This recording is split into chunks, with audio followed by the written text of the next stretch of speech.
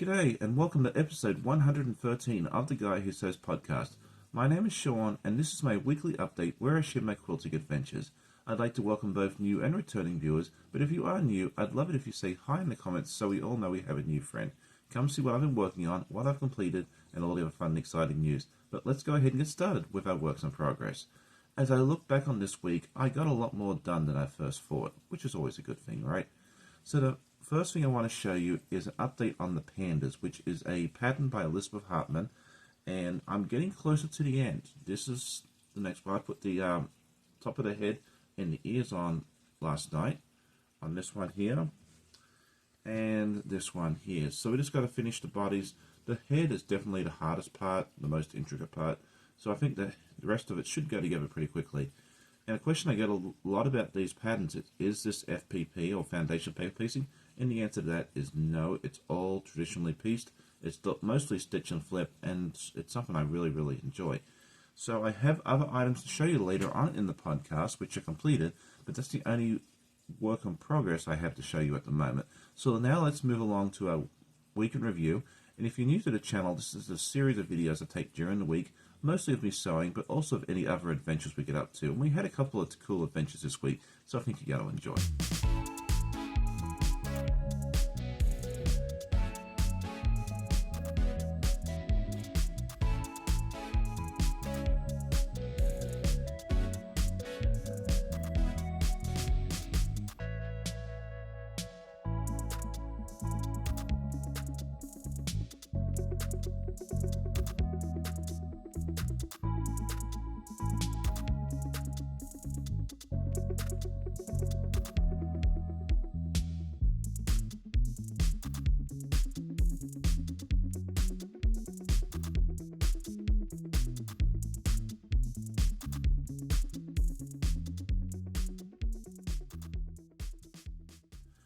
Last week I asked everybody what their current focus project was, what you're currently working on, and I loved reading all the responses, and I always enjoy seeing pictures and updates on what everybody else is getting up to, because you get to see what I do each week, but I don't always get to see what everybody else is up to, and I love seeing the inspiration. So definitely share photos on our Discord group. We also have a Facebook group if you're more into that sort of thing there as well, and I'd love to see pictures, and that's what part of the guild is about. We'll talk about that later on.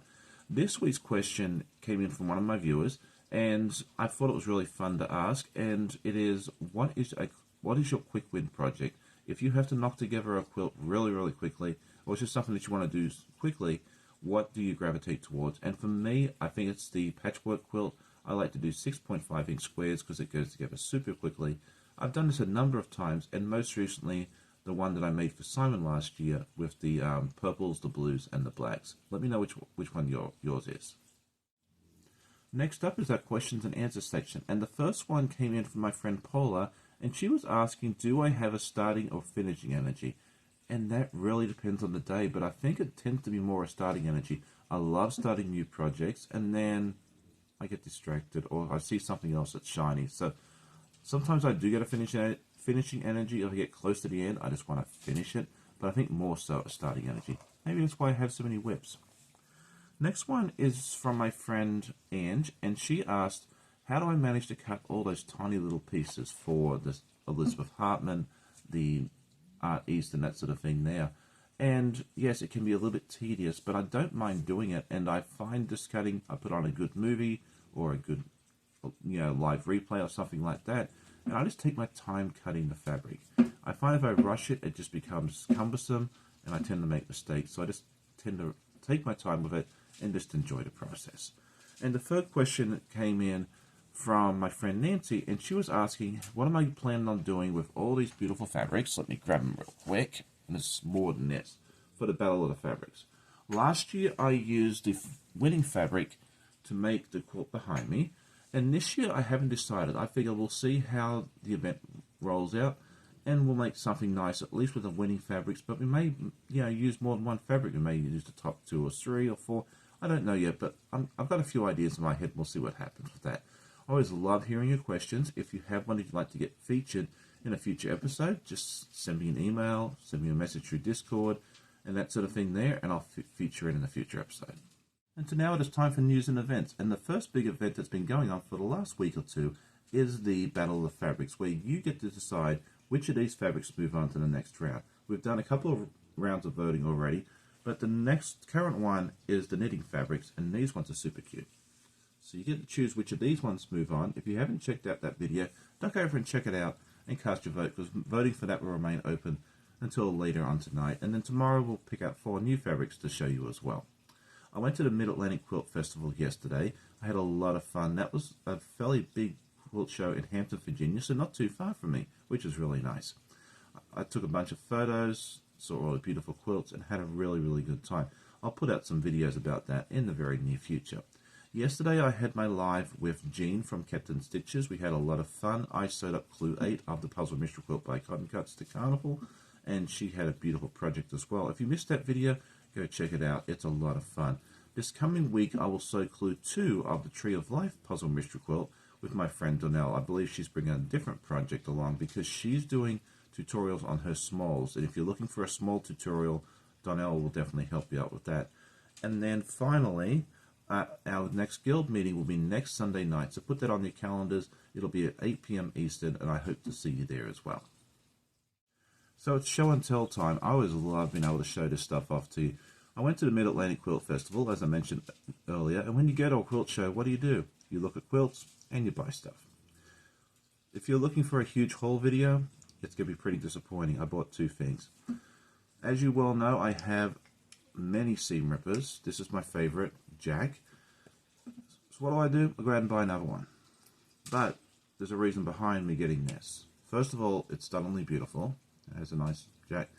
But the main reason I got it is I needed the stiletto. I have not got one, and I thought it'd come in super handy. So this is the one I bought. It's made by a nice couple in Suffolk, Virginia, which is around, again, in my backyard. So I hope to get some really good use out of this one here. More for the stiletto end of it, hopefully, rather than the jack end. The other thing I bought was another skein of yarn, just like I did last week, from the same dyer and the same lady as at QuiltCon, but this time I got it in this beautiful red. And the reason I got this is because I thought this would be a color that I would really like to wear myself. So last week I bought a skein of yarn for Amanda that she can make herself a pair of socks, and this is going to be for me. So now it's time for our completed objects, and I have a couple of different things to show you. The first one, a little unconventional.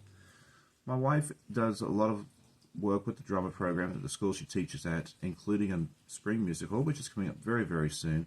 And I sometimes get volunteered to do different projects. And this time is something I've never done before, which was make a kite.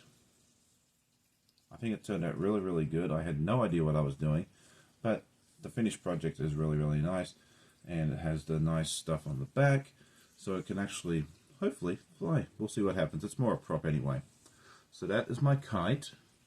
And then I also finished Clue 8 of the Carnival Puzzle Mystery Quilt by Cotton Cuts. This is what I did on my live yesterday morning.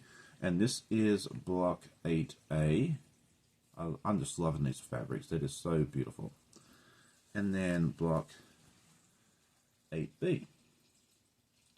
So that's what I've got done this week. I hope to get a lot more done next week because I've got to finish up a couple more things for the school musical, and then I should be back in the business with what I normally do. I hope you enjoyed today's episode. If you did, definitely hit that like button. It helps me out immensely. Tell a friend, and I always love hearing comments from my viewers. Rowena says hi, and have a great weekend, and so do I. I hope you'll have a great day. Happy sewing, and we'll see you next time. Bye.